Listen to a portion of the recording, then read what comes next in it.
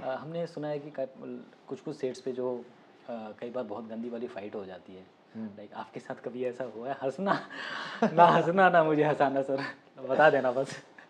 सो बॉलीवुड हो या टीवी हो, फाइट तो हर जगह होती है। तो करेक्ट, हमने टॉलीवुड में भी होता है, हम हर तो वहाँ भी जगह हाँ। होता है। तो वही मैं, मेरे कहने का मतलब है कि आप एक बात बताओ, घर पे फाइट नहीं होता, एक फैमिली के बीच में फाइट नहीं होती, हर जगह फाइट होती है। और आई थिंक सो वो तो नॉर्मल चीज़ है सर। इसको हम लोग इतना हाइप क्यों करते हैं कि लाइक लोगों को मज़ा क्यों देते हैं हम?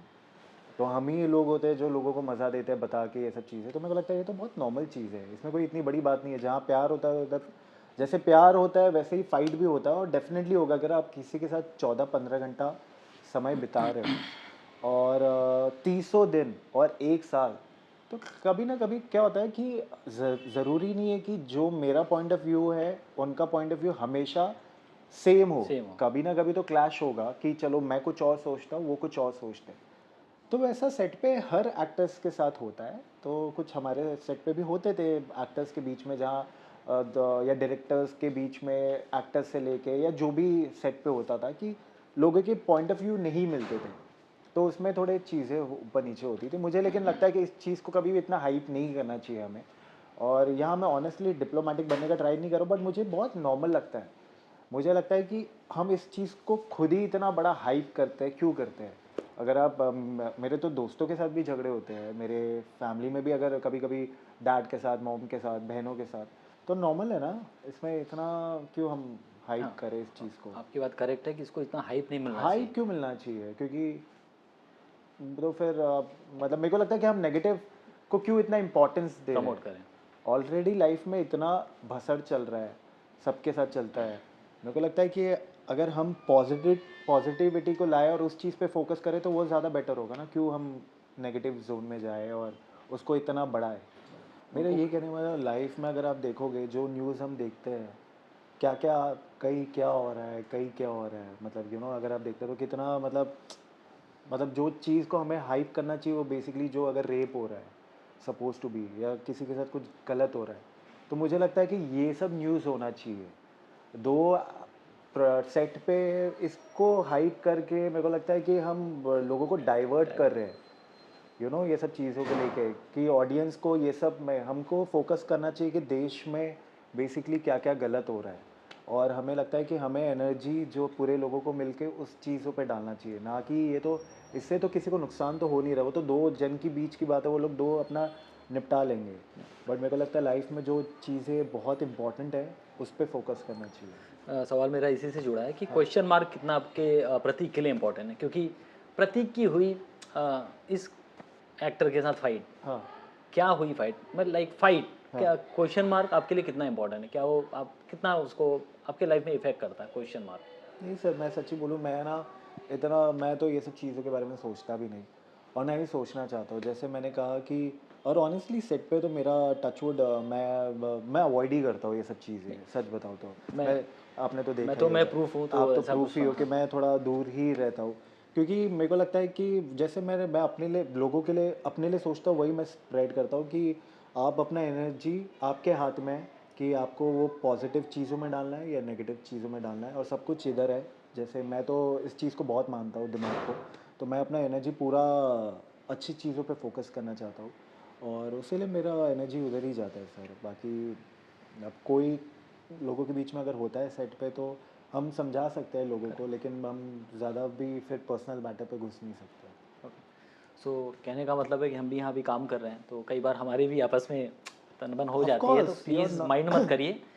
जो भी होता है सब अच्छे के लिए बट ये होता तो है। नॉर्मल है, हाँ, एकदम नॉर्मल नॉर्मल है। चीज़ है। अगर हम एक लोकल ट्रेन में भी सफ़र करते हैं तो वहाँ डेली किसी को हम भर देता है, कोई हमें भर देता है।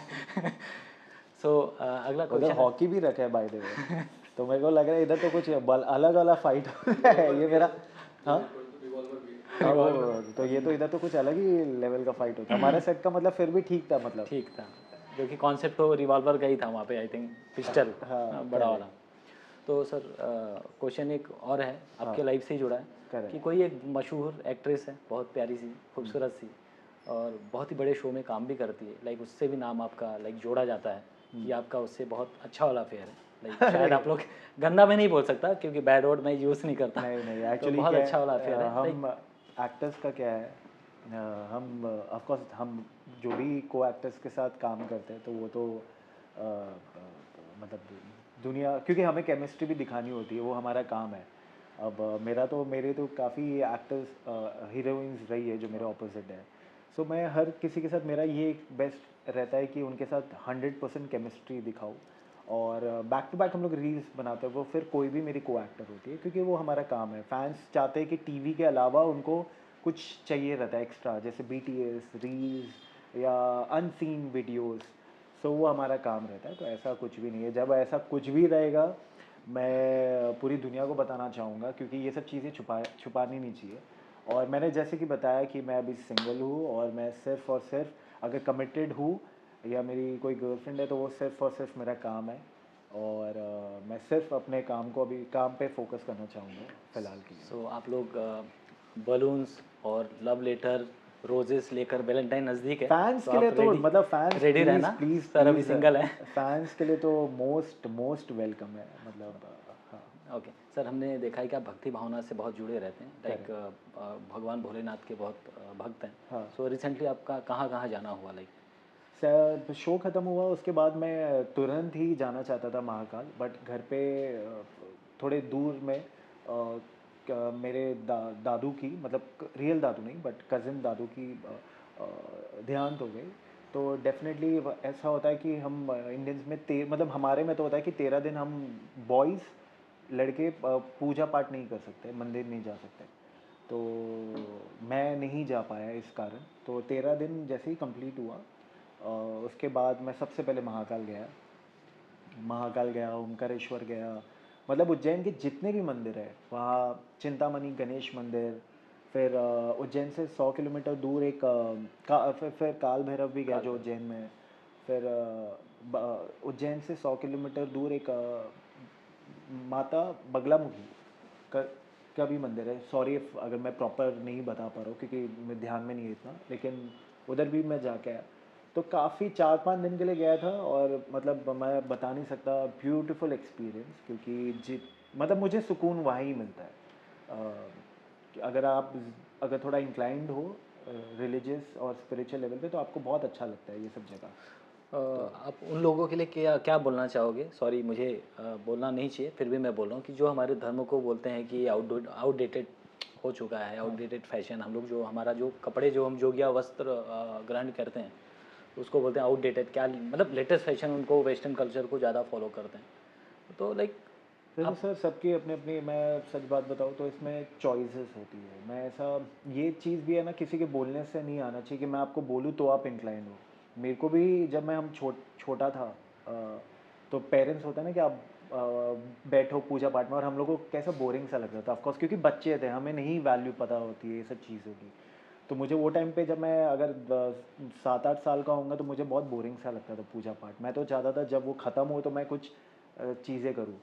तो ये चीज़ किसी ने बताई नहीं है, वो अपने आप आ जाती है, राइट। तो जिनको अभी ऐसा नहीं हो रहा है, आई होप कि कभी भी आप लोग को आपके अंदर आए वो चीज़, खुद से आए। और खुद से आएगा ना तो वो ज़्यादा बेटर है, क्योंकि फिर आप किसी के कहने पे नहीं करोगे, आप अपना बहुत ईमानदारी से करोगे उस चीज़ को। और मैं तो यही एडवाइस करूँगा कि अगर आप जर्नी आप जी रहे हो अपने, अगर आप इनके साथ करोगे, मतलब थोड़ा सा स्पिरिचुअल या रिलीजियस इंक्लाइंड होके, तो जर्नी आपकी बहुत स्मूथ हो जाएगी, बहुत अच्छी हो जाएगी, और बहुत पीसफुली आप अपना जीवन बिता पाओगे। तो ये मेरे साथ तो ऑनेस्टली, मतलब मुझे बहुत सुकून मिलता है। टचवुड, मेरी लाइफ 4-5-6 साल से बहुत टचवुड बहुत स्मूथ है, बिकॉज मैं जितना इंक्लाइंड हुआ हूँ, मेरे को बहुत सुकून मिलता है चीज़ों में। तो फिर से आते हैं हम सीरियल पे कि सिंदूर की कीमत और दो से नैना, कितना डिफरेंट था दोनों में, दोनों के रोल में, लाइक आप अश्विनी अश्विन और अश्विन और ये संजीव, हाँ संजीव। सच बोलूँ सर, दोनों ही बहुत सिमिलर थे। और जैसा मैं इंसान भी हूँ, वो भी, मतलब मेरे को लगा कि दोनों रोल, मतलब 80% जैसा मैं इंसान हूँ, इसलिए मुझे ज़्यादा कैरेक्टर में अपना मेहनत नहीं करना पड़ा, सच बताऊँ, कुछ कुछ सीन्स को लेके, क्योंकि दोनों ही बहुत वैसे ही एकदम सिंपल से, और दोनों का कैरेक्टर पॉजिटिव था, सुपर पॉजिटिव। दोनों का ड्रेसिंग सेंस भी अगर संजीव और अश्विन की बात करें तो नॉर्मली मैं फॉर्मल्स ही ज़्यादा पहनता हूँ, और उनका भी वैसा था। अश्विन का तो फिर भी स्टार्टिंग में थोड़ा सा कैजुअल बॉय का लुक था, लेकिन बाद में वो भी फॉर्मल हो गया। और दोनों की जो पर्सनालिटी है, दोनों भी बहुत ही काम कंपोज, जैसे मैं एक्चुअल हूँ, तो मुझे ऐसा लगा, हमेशा यही लगा कि जैसा मेरा कैरेक्टर, मतलब जैसा मैं हूँ मुझे वैसा ही कैरेक्टर मोस्टली मिला है। फ्यूचर में हम कहाँ आपको देख पाएंगे, और हम तो चाहते हैं कि फिर से हम आपके सेट पर आएँ, फिर से आपसे मिलें, और फिर Correct. से हमारे थ्रू ऑडियंस को वो सारी छोटी छोटी वो जो क्लिप्स फिर से बनाने का मौका मिलता है। हाँ। तो वो कब, क्योंकि हमने सुना है कि आज ही आप कहीं गए थे और जाकर ही आए, माथे पे इतने पसीने, मतलब हाँ वो मेहनत तो दिख रहा है मुझे अभी। नहीं नहीं, ये उसका मेहनत का पसीना नहीं है। ये बेसिकली आई थिंक सो, मुझे थोड़ा गर्मी ज़्यादा ही लगता है।